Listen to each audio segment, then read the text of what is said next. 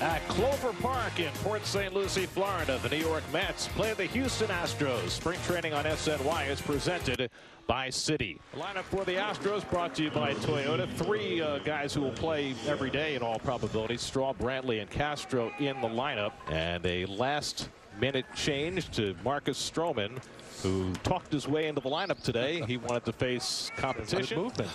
We're only kidding. On his first pitch. Straw lifts one out to right, chasing Conforto back a few strides, and Michael out there to reel it in for the first.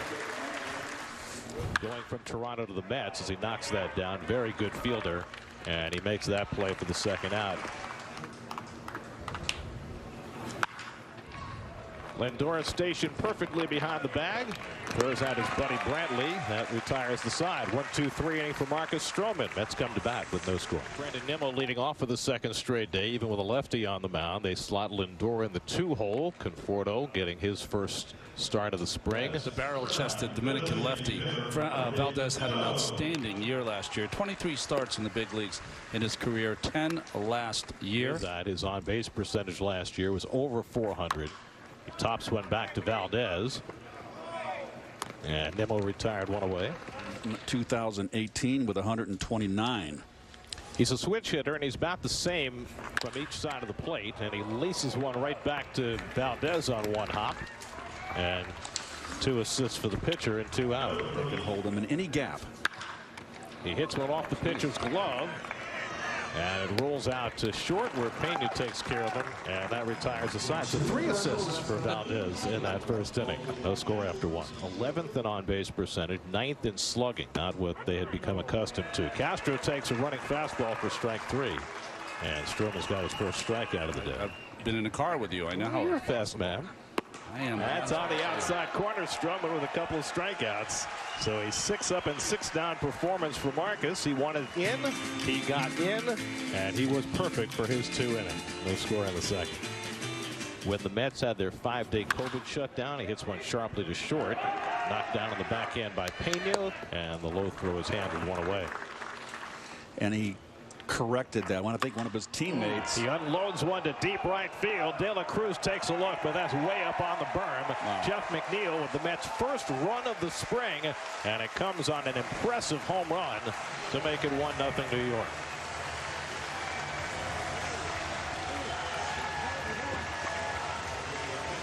So 23 home runs 2 years ago, just 4 last year, and now a home run in his first at bat of the spring. He's on that team, and he said he got a little caught up in trying to be like them, and he needed to figure out who he was as a hitter, which is really more of a line drive. It's J.D. Davis at third. Keeps Pete on the field as a first baseman. Strike 3 called as Guillorme is down looking. Back-to-back strikeouts for Valdez, but McNeil's home run gives the Mets the early lead. Jeremy Pena leads off against Jordan Yamamoto, who's in to pitch the third. A rocket to third base, and there's Guillorme's Gold Glove. 1 pitch, 1 hard line drive, 1 out. He can catch bats, he can catch balls, especially in this ballpark. In the truncated season last year for him. The Mets were able to pick him up. Chopper past the mound. Tough play for Lindor. Uses the glove, double clutches, and lost the play. Alonso didn't catch it anyway. So the double clutch probably hurt him more than anything. Runner goes, swung and missed. McCann with the throw right on target, and he got him for the strike him out, throw him out, double play. The guy Dallas Keuchel, dubbed McCannon, guns down his first runner as a Met. And there's Javier, who had a terrific rookie year last year. Yeah, terrific year. Ended up in the bullpen for the Astros in the postseason. Andrew Benintendi to Kansas City, and Franchi Cordero to Boston. He takes a call, third strike, and that's been his problem in the minor leagues. But he's got power, he's got speed, he's got an arm. The roof needed to be repaired. Nimmo laces one into right field, and that's going to roll back to the warning track, and Nimmo will get 2 bases out of this. So Brandon Nimmo with a 2-out double. 3-1 to Lindor, and he takes outside ball 4. So the Mets with a couple of 2-out base runners for Conforto. 2-2 to Conforto, and Michael pops one up into left, and Bradley settles under it. And that retires the side. Mets strand a couple. We've played 3, and it's 1-0 Mets. A center fielder that can go get him. I think you have to. A little looper into right, and that's going to fall for a base hit. So Straw has the second Houston hit. I think also that the Mets have improved at second base, Keith, because on balls over his head have been problematic. Straw takes off and he'll steal the base without a throw. So there is the speed of Miles Straw coming into play. Aledmys Diaz, this one to short. Straw able to advance, and Peraza now playing shortstop throws him out. One away. Apparently might be the most underrated player in baseball as he gets a rope right at McNeil for the second out in Pittsburgh and Montreal. Jason Castro grounds one to the right side. McNeil has to shuffle over, gets the hop, and throws him out. Nice play by McNeil to get himself a good hop and keep the Astros off the board. And Alonso chases one for strike three. Second half of last year became much more conscious of using the whole field, but he hits it right into the shift this time. And that's the second out. Jerry Blevins. Hello, Jerry. Can we get titles? Because I know that's inside ball four. We now Noah Syndergaard started a book club during his Tommy John rehab. And it's a shot off Jerry, and everybody will be safe. Not sure where that got him, but he appears to be okay. Yeah, so how specifically can they help? You know, I think it's something that we can really improve on as far as positioning goes. There's a lot of different ways that we're going about it that I didn't even know, you know, we're tracked, and so we're really happy to be able to use that. Brandon, what's the balance with the analytics and the human outfielder and saying, listen, this is what the information says, so I want to be in the best spot I can be for you, and this is what it says, where it says I should play. So this is where I would like to be, but ultimately if he says, no, I don't like it, well, then that's too bad. Carson LaRue will take over the pitching for the Astros as we go to the bottom of the fifth. All we really get to see of these young people is what they did in 2019. Today facing Luis Guillorme, who lifts one out to left, well hit over toward the corner, but McCormick goes over to get it, and that's the first out. Playing in the backyard with Manny Machado down in the Miami area. And he drives one to deep left field. Back goes McCormick for a look at the wall. It's out of here. Albert Almora hits a home run.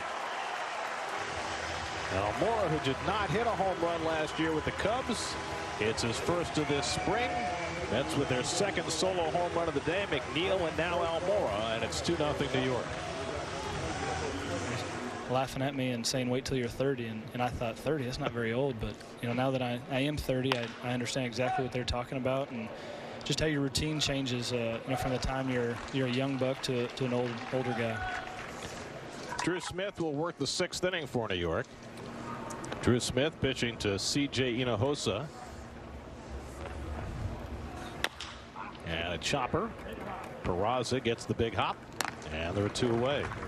Live BP to throw, and then Carrasco, who got to camp a couple days later, is a little behind him.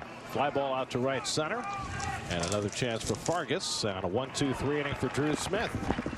And pitching has been terrific today. We go to the bottom of the sixth, 2-0 New York. There's Camilla and Gabby, just the greatest family. Peraza slices one toward the line. That lands fair, base hit. And Peraza heads for second. He'll slide it safely with a double. So Jose Peraza in his first at bat facing Yohansé Torres.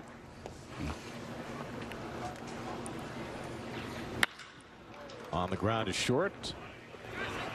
And a one-hop throw can't be handled by Steven Souza, who's an outfielder trying to play first base. And Fargas is safe at first. Vientos is at the plate. And he hits one softly toward third, trying to barehanded it, and then they let it go. What? Hinojosa, I guess, maybe thought it was going to go foul, but it did not. And the bases are loaded. Well, that was weird. I'd have to say that was a serious error in judgment. That spreading of a chant. Line to short. Kessinger able to grab it, and everybody gets back, and that's the first out. He's a little bit taller than Noah and maybe a little more slender, but he is getting ready to come in. Kessinger with a chance for two. The turn by Degani, and they get the double play, and they get Torres out of trouble after the Mets loaded the bases with nobody out. The Mets will bat in the bottom of the seventh, even if they have the lead, but Sam McWilliams, and that's laced into center field for a base hit. So Quintana Singles to center to start the 7th, just the 4th hit of the day for the Astros. And he misses high, ball 4, so the first 2 have reached against McWilliams as Souza is aboard on And the straight walk. up in like a, the catcher's position. Watch how long his arm movement is. Long fly ball to left. Ferguson back on the warning track and has just enough room to make the catch. Both runners tag but stay put, and that's a long first out. And a good looking fastball from McWilliams to strike out Kessinger for the second out Of the strike zone. and a slider to strike him out, and so the Mets have themselves a victory. They will still take a turn at bat in the bottom of the 7th. Bat against Austin Hansen as we start the bottom of the 7th. Well, there's pressure, I'm sure, on Mr. Hansen out there. Ball where you get these 20-year-old freshmen as Beatty strikes out. And Crow Armstrong takes the breaking ball for strike 3 call. So back-to-back strikeout. Interested to see how this works. And we won't see it for another moment because Ferguson draws a 2-out walk. Where guys go, especially in the lower parts of the minors. Curveball in for a call, strike 3, and that'll do it for the afternoon. Mets with a 2-0 win. And I guess they're going to go without a celebration. Just kind of walk off. A couple of fist bumps in the dugout. And Dusty Baker's team gets shut out on this afternoon of this 7-inning game.